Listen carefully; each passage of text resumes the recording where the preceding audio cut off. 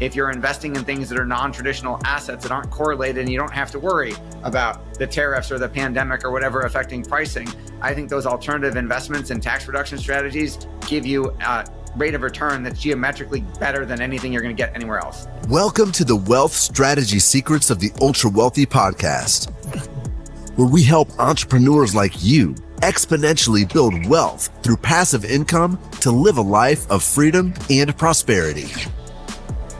Are you tired of paying too much in taxes, gambling your future on the stock market, and want to learn about hidden strategies for making your money work for you? And now your host, Dave Wolcott, serial entrepreneur and author of the best-selling book, The Holistic Wealth Strategy. Hey everyone, welcome back to Wealth Strategy Secrets of the Ultra Wealthy. Today's conversation is a must-listen for any parent, grandparent, or future college student looking to protect and multiply their wealth while navigating one of the biggest financial hurdles facing families today, college education costs. My guest is Seth Greene, founder of howtofindmoneyforcollege.com, a firm that has helped families save over $30,000 per year per child on college tuition through financial aid optimization and strategic planning. In a time when the cost of college keeps climbing and the value is increasingly in question, Seth is here to show us how to game the system legally and intelligently. We'll explore the biggest misconceptions about who qualifies for aid, how to legally manipulate your expected family contribution, why 529 plans might actually hurt your financial aid eligibility, creative structures like using cash value life insurance and business income planning to reduce your college costs, plus how to plan whether your kids are toddlers, juniors in high school, or already in college. If you're a business owner, high income earner, or just someone who wants to stop overpaying for education, this episode could be worth six figures to your family. Let's jump in. Seth, welcome to the show. Thank you so much. I am super excited to be here. Yeah, likewise. Appreciate you coming on today and talking about a topic that is near and dear to my heart as a father of four children, including triplets that most of the listeners know. College funding was a big hill to tackle. And you're here today to talk about some unique strategies around getting financial aid and really covering college education, right? Which the costs just continually keep increasing. And I'm not necessarily sure the value is actually there in this day and age, but really excited to kind of unpack what some of the latest strategies are and how people can put more of their capital to work, to be able to unlock that savings. So welcome. And why don't we kick things off with just, tell us a little bit about your backstory, Seth, and how you really got into this space as well. Absolutely. And this is all my dad's fault. So I went to Syracuse University for undergrad a few decades ago. And I was packing my bag to come home for the first break, Thanksgiving break, my first freshman semester. And my dad called and said, you can't stay there. And I said, well, I know I'm coming home for Thanksgiving break. Josh, my older brother, is coming to pick me up from Binghamton to take me home to Buffalo. We were coming both home for Thanksgiving break. And Dad said, no, you can't stay at Syracuse. You have to transfer home to SUNY Buffalo. You have to live at home. You have to get a part-time job and work. You have to help your mother around the house and do chores. There's no loud music and there's no girls over. See you for Thanksgiving. Click, and hung up on me. And I called my mother in tears going, Mom, what the heck is going on? And she said, your father got the tuition bill. He's freaking out, but come home and we'll figure it out. We'll try and figure it out. And thankfully, they did not make my mother calmed my father down and did not make me move back home. And every single semester, my dad would make the same phone call. And after like the third time, I'm like, oh, he's just going to keep doing this. And I stopped stressing about it. But by the time I graduated, in addition to the original reason I went to Syracuse, which was for musical theater, I wanted to be a Broadway star at the age of 18. I put together a program that didn't exist back then as a real degree in college financial aid negotiation. And instead of going to starve on Broadway as a waiter, I opened howtofindmoneyforcollege.com, which is a college financial aid negotiation company where our claim to fame is we are cutting the cost of tuition $31,077 per year per kid. Wow. That's awesome. Quite a story. And I know all of us can really relate to that, right? Because, money wasn't always flowing easily, especially back then, for our parents' generation, and trying to navigate the whole world of financial aid. And especially if you're a higher income earner, right? You don't necessarily qualify for certain things. It almost seemed like a full-time job, really trying to figure it out. It can be. You are absolutely right. I think you hit the nail on the head right there. So I think that's really important to know. And there are a lot of misconceptions about college financial aid, about, hey, I make too much. I'm not even going to bother to fill out the forms. I'm not going to get anything. We hear that dozens of times a year. And those parents, most of the time, are very pleasantly surprised to find out, oops, I guess it's a good thing I talked to you guys. Like, we get a lot of referrals from financial advisors who send their clients to us saying, I told them to put their money in a 529 and there's nothing else they can do. And magically we find ways, some of which we'll talk about obviously on this interview, to unlock the secret vaults of college financial aid that people don't know exist. Yeah. Awesome. So yeah, let's dive in. And I think, why don't we frame this for people, wherever they are in the journey, right? If their kids are, younger, 5, 8, 10, and college is on the horizon, or there's certain people where their kids maybe are juniors and they're in the thick of it right now, juniors or seniors, and they're trying to scramble to figure out, hey, how do we put something together? So let's kind of take both approaches, so I think people can be level set. Absolutely. So there's people ask, when should they start this process, right? You're alluding to that right now. And I say it's when you get the test results, not the SAT, the EPT, the pregnancy test results, right? So we can talk about how we prevent them from making mistakes about putting money in the wrong places that are going to count against them more when their kids are little. And then we can obviously dive into what everybody really, really wants to know, which is, hey, I got a kid in high school. What do I do now? Right? We get the call, Is it too late? Junior year is perfect. Freshman, sophomore, junior year is perfect. Senior year, if they've already been accepted, then again, we'll talk about a Hail Mary pass. And then we've literally get at least one call a year of a family going, my kid's a freshman or a sophomore at this school, and I just heard about you guys, and they didn't give us any money. Can you fix it? And the school's never going to refund money.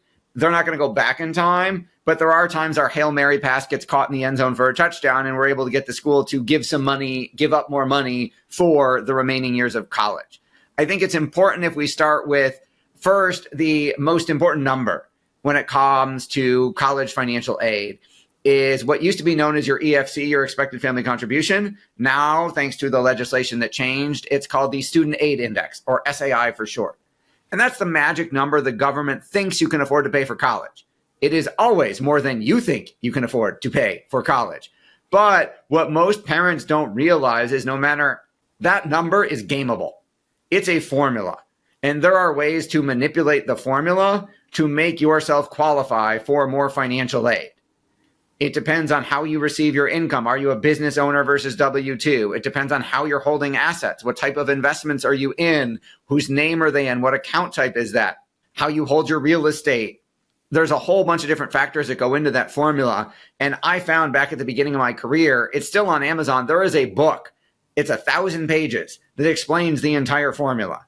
And I think there's only like 9 reviews on Amazon. And the book is decades. I think I'm one of the 9 people who read that book and said, built a business around, hey, there's ways to change these numbers to qualify for more money. And then there's other things you can do throughout the process to get more money to reduce the cost of college. Yeah. And so let's talk about the ROI for a second. I'm just doing the math over here in my head to think about the value for the listeners out there. So if you guys are saving 30 some odd thousand per year, right? Let's just call it 30, and that's a 4-year school. You're talking 120 grand as savings? Absolutely. And that is, in comparison to our fees, the ROI is enormous, right? You'll get better returns cutting the cost of college than you will, as we alluded to before we started the show, investing in the stock market, and even some of which I know you've got strong opinions on, investing in things you can't control. But even if you look at private equity and some of the other investments, where else are you going to get a 10 to 1, 15 to 1 ROI in like less than 4 years? Yeah. Yeah. And it's a cost that we all have to bear, right? If we're going to send our kids there. So, yeah, and it's exponential again. If you've got more than one, like you have 4 kids, I have 3, my son's headed to Cornell in the fall and their retail sticker price right now is $95,000 a year. A year. Wow. And if I paid retail sticker price for 3 kids and they all went to Cornell, that's $900,000. Yeah. No, actually it's 1.2. It's worse. Yeah. Thankfully, I own a college financial aid negotiation firm, so none of them are paying sticker price. Yeah, exactly. Yeah, my wife's actually from upstate New York, Albany as well. So they went through the whole thing. I swear, everyone in New York, you had to go to a state school, and then you try to transfer to something else after you've been there, right? To just manage the cost from that standpoint. I've heard that story many times. As have I. We have had that conversation. However, again, thankfully, we're not paying stickers, so I'm okay with him going to Cornell for all 4 years and not trying to make him go someplace cheaper and then transfer. Yeah. Okay. So let's go back a second, and we talked about, when should you start planning, and you talked about the test, right, early on, and I remember doing that as well. And again, typical financial planners were saying put money in 529 plans. I mean, the only good thing that came out of that was I was setting aside money the day that my kids were born, and I was systematically, doing that. The bad news is after 18 years of contributing to those plans, it turned out to be about a 5.5% return. And I think the state tax benefit offsets were next to nothing. After doing that. So I know I could have done a lot better. So if people are in those early stages with younger kids, right, how should they be thinking about this before they get to the aid piece?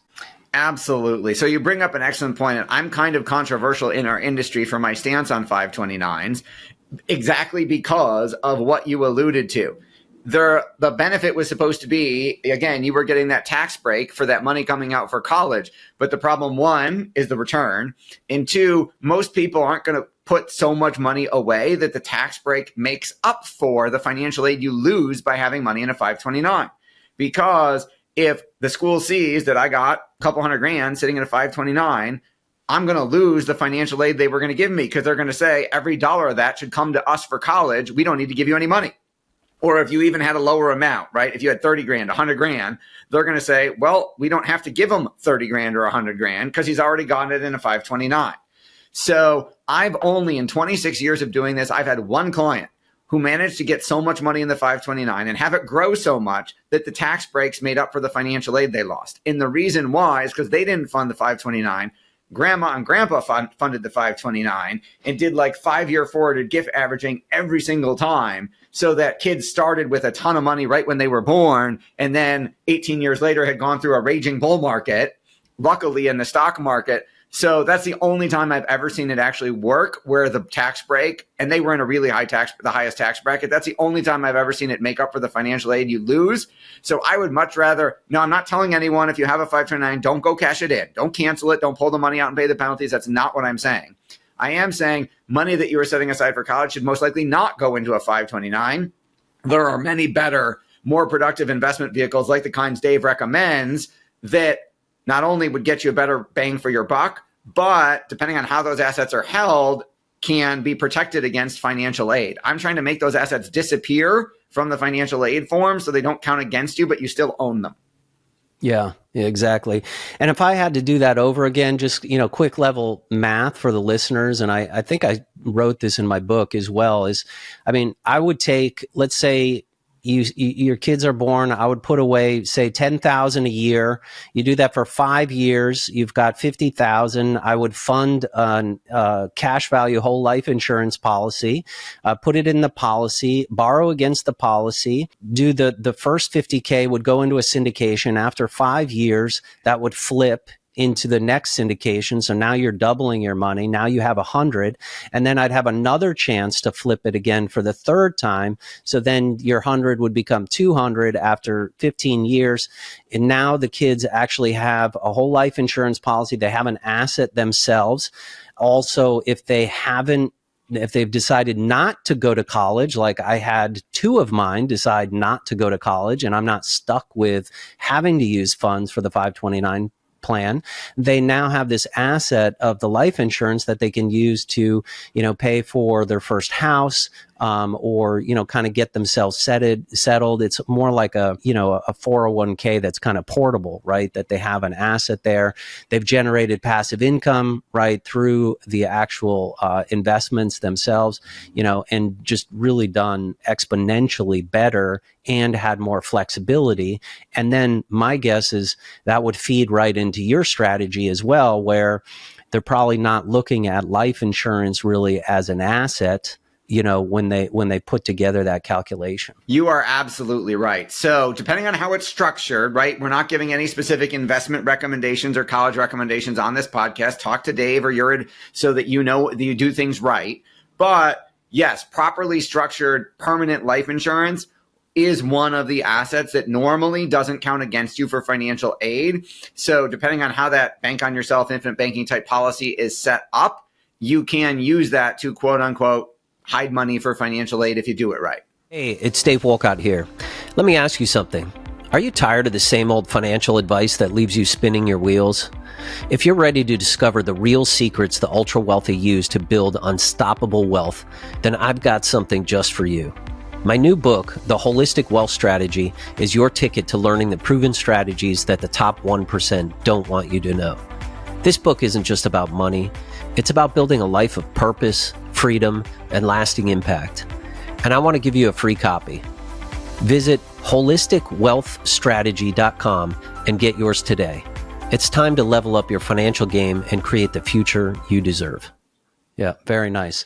So, okay, so now let's move through the progression. We've kind of helped people who are in the earlier stages as they're kind of thinking about, college kind of coming up. But let's talk about if you are a junior, senior, freshman, right? How does it work with you guys? How do they approach the financial aid? Where do they start? Absolutely. And we recorded a training specifically for your listeners. It's at howtofindmoneyforcollege.com/training. It's a 90-minute training with myself, an accountant, and an admissions expert, all going through all three pieces of that college piece. Now, if you're talking about, if we've got to crunch your numbers, right? You've got to know what is your EFC or SAI now, and what are you looking at, whether it's 1 year from now, your kid's a freshman in high school, junior, senior. I want you to know how much are you going to pay for college right now if nothing else changes, right? I can show you the before and the after. I can show you and say, here's what you're in for depending on the school, right? Give me a list of schools and we'll run them. And we'll say, here's what you're going to pay if you don't change anything. And then we can show you in that college cost analysis, literally, if you make these changes, here's how much money it will save you. And then we guarantee our results. So there's no risk. If we don't achieve results, we give money back. We're not perfect. Thankfully, we only have to write 1 or 2 refund checks a year out of thousands of families. Most of the time it works. So what we'll do is we'll crunch those numbers, and then we'll look at the way those numbers are formed, right? We'll say, if you own a business, what entity is that? How do you own the business? How are you paying yourself for those distributions? Is it W-2? We'll look at all the assets and how they're held, and then we'll say, what of these can move or be restructured, and how much money will that save you? Now, the reason why we like working with freshmen, sophomore, and juniors in high school better is we've got more time, right? Because if you come to me and your kid's a senior, like right, May 1st was decision day, right? They should have decided a couple weeks ago. There's nothing else I can do right now. I can work on their sophomore year of college, but their freshman year package is already set. You come to me, whatever changes we've got to make have to have enough time to show up differently on a tax return. So if you're a freshman or a sophomore and we move money around, I have time for your next tax return to get issued before you have to report it to the college financial aid forms, so it actually moves the needle. Like, we had clients who said, we got divorced. We have a couple every year who come to us and say, we just got divorced. Shouldn't our income be cut in half? Shouldn't the numbers be different for financial aid? And I said, when was the divorce decree final? This year. Your tax return isn't going to show it. It's got to wait till the next year tax return, and then we can report to colleges. So we've got to have enough time that the changes show up on your tax return so that you qualify for more financial aid. Wow. Oh, that's really good advice, right? So the tax return is the key that they're using to base everything off of. They're using the tax return to base everything for your income. The assets It depends on how you know better than it, a lot of people. It depends on how they're held as to how they show up on your tax return, right? Are you getting a K-1? Are you getting a 1099? How is the money, the proceeds from that investment? How are you reporting the losses? Like if you're in an oil and gas deal, like how are you reporting the first X number of years of losses? All of how that gets reported affects financial aid, which is why we need enough time for the changes to show up, whether it's on a tax return or an investment statement. What are some of the key ways that people can gamify that number in terms of their assets? So without going too technical, it's going to be, hey, do I have money that's in my name that's in a non-qualified taxable account, right? We're going to need to most likely is move that money or change how it's held into an asset that disappears, so to speak, from the financial aid forms. If you're taking income from your business, the government's changed the law a lot in the last 2 or 3 years and has made a gigantic mess of the financial aid process. So it used to be if you owned a small business with fewer than 100 employees, it didn't count against you for financial aid. So the loophole was take all your money, put it in the business, and then it didn't count. But 2 years ago, the government changed the loophole, got rid of the small business and farm exclusion, and now you can own a sole proprietor business and everything counts against you. But one of the biggest mistakes, and I saw someone make this the other day, that is literally $1 million mistake on their financial aid forms, is how do you report the value of your business? Well, the formula is supposed to be assets minus liabilities equals the net worth of your business. Well, the problem is there's tons of different formulas for valuing a business. You know that, right? So people don't know. If you were trying to sell your business, you want the formula that makes your business worth the most. If you're trying for financial aid, you want your business to look as poor as possible. So the way to use the formula would be physical assets minus physical liabilities equals net worth of your business. And again, talk to your accountant, talk to your professional, talk to us or whomever. We're not giving advice on this show. But for example, that gentleman came up with a valuation and said, I said, what's this $3 million in assets? And he said, oh, that's the value of my business. I said, where'd you get the valuation? He said, we had a company that was interested in buying us for $3 million. And I said, did they write you a check? Did you sell? And he said, no. I said, then it's not worth anything. I said, in your head, it's worth $3 million, but they never wrote you a check. So it's only worth what someone will buy it for. And we're trying to make it look less. I said, so what are the physical assets of your business? Any real estate, any physical property, any money in the bank, minus what you owe. And he came back and he's like, oh my God, if I do that number, my business is worth like 70%, way less, like millions of dollars less. And I'm like, go edit and change your FAFSA and your forms. I just saved you like a couple $1 million because you reported your ego number of what you thought someone would buy it for who didn't buy it, not what what you could physically sell the assets at a fire sale for. Yeah, it's the exact same when you're trying to play that lending game and trying to make your balance sheet, your income look very strong, lending for real estate or other types of loans. But then when you're trying to do your taxes, it's the actual opposite. So I know it's one challenge all of us on this show I know face very often is it's always hard to get loans in place when you're showing very low income. Which helps on the financial aid side, right? The less I show, the more free money I can get. Yeah. I've had that debate with my wife because she's like, there was a time when this is our second house and we were looking for a third. And she said, hey, why can't we have the money, the cash flow to pay 2 more? She wanted to sell our house, move. She wanted to move first and then sell our house. She wanted to sell our house when it was empty and we weren't here. Right. Yeah. So she didn't want to deal with open houses and all that stuff. So she said, we make enough money that we could pay 2 mortgages at once. No problem. Why won't the bank let us do it? I'm like, because we don't report enough W-2 income to qualify for the 2 loans, even if it's for 30 days, their rules won't let it go because our debt to income ratio would be messed up. And she's like, that's really stupid. Why don't we report more income? And I said, 1, for financial aid purposes, and you're welcome now that our son is headed to Cornell, one of the most expensive schools in the country. And 2, so that we pay a whole lot less in taxes. Yeah. Yeah, absolutely. No, and that's something that we focus on a lot. And I think the big lesson here is proactive planning and strategy so that if you know these things are coming up, right, you can plan especially if you're a business owner, right? You can plan to change the way some of your assets are structured, change the way some of your income is structured for the right years to be able to make this, work in your favor. Absolutely. And again, you got to know the rules. You got to know what's kosher, what's not. You got to know how many years are they looking back on the financial aid forms, which tells you how long in advance you've got to do all this stuff. And we'll cover all that in that training your folks can get at howtofindmoneyforcollege.com/training. Now, Seth, does your firm actually help with that process? Because I remember, looking at that FAFSA form and trying to fill out some of that stuff. And if you're a high fact finder and into the details, that maybe that's great. But if you're like a lot of people I know, doing lots of things, being very busy, it's super time consuming. So thank you for the question. The answer is yes, that is what we do. So one, we'll crunch the numbers and find out where you are and let you know if we can move the needle, and if so, by how much. We normally charge $197 for that. If you mention that you came from Wealth Strategy Secrets, we'll waive that fee. It won't cost you anything to find out.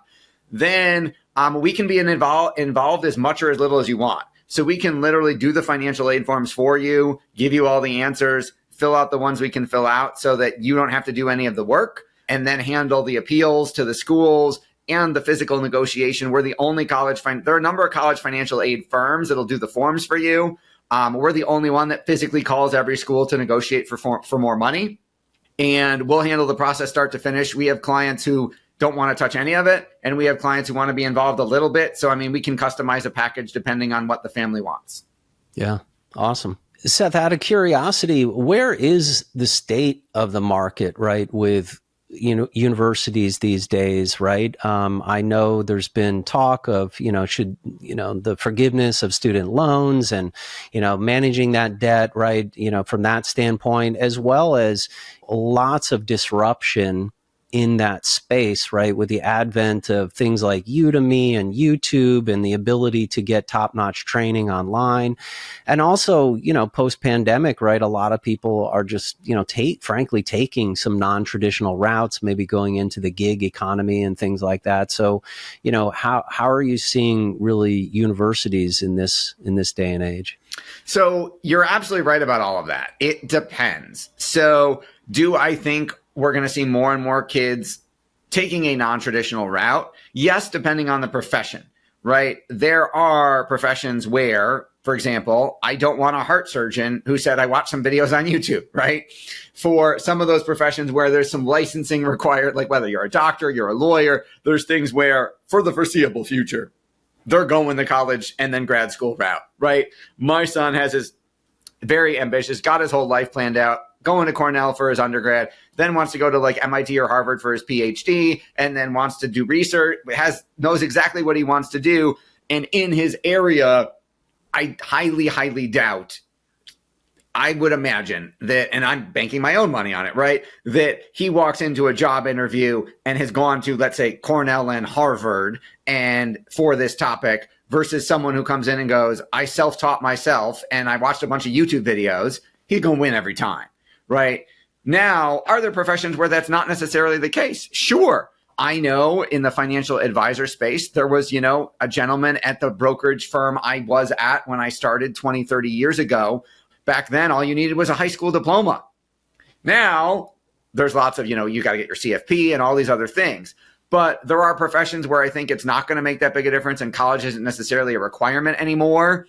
And you could learn enough to do the job. And then I think there are places, depending on what you want to do, that either aren't going to go away anytime soon or may never go away. I don't know that I want a doctor. I don't know that I want a pilot. I don't know that I want a lawyer who's only been educated by watching online training, right? I don't know that, I could be totally wrong here. I don't think anything's replacing medical school. Yeah. Yeah. I think for those folks who are just going for that, 4-year Bachelor of Arts degree. Yeah. Liberal arts, I think is that make going to get disrupted anymore. Yeah. Yeah. Because it becomes more of a social experiment for the kids, get to learn how to become independent and things like that. But that's a lot of money to be able to do that. And then, nowadays, how can a university really be teaching something like AI? It's just so new. It's so cutting edge.